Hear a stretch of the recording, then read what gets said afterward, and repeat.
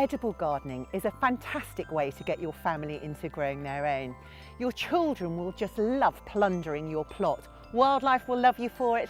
Now, I know the whole thing might feel a little daunting, but don't worry, there are lots of tasks that you can do no matter how much time you've got. There are, of course, some key principles in growing your own. The first thing is, where exactly are you going to grow your vegetables? If you can, the best position is in full sun, although there are plenty of veg that will grow in shade. Next thing, make sure you're properly tooled up. If you invest in some quality garden tools now, they will last you a lifetime. As with any gardening chore, the preparation is really key. When you're digging over your plot, make sure that you give it a thorough digging, at least a spade or a fork steps. Of course, you don't even need to have a garden like this to grow your own. If you're on a balcony or you've got a window box, there's still plenty of things that you can grow. Of course, if you have got the space, an ideal way to grow vegetables is in a raised bed. What that does is it raises the level of the soil, you don't need to dig it over, and you're in charge of the soil that goes into that raised contained bed. Of course, you should be thinking about what you want to grow, and really that's what you eat.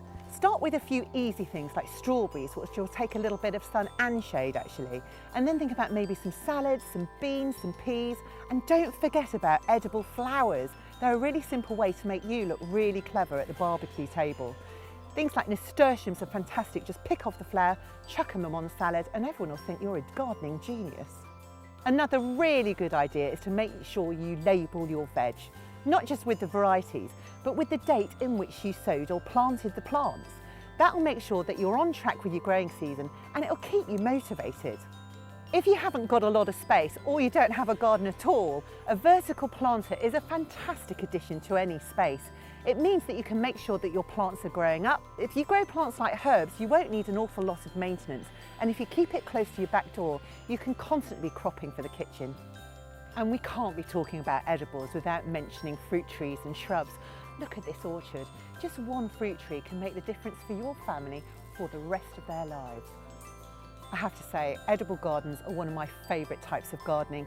You get so much sensation, scent, sound, and they're just beautiful gardens to enjoy all summer.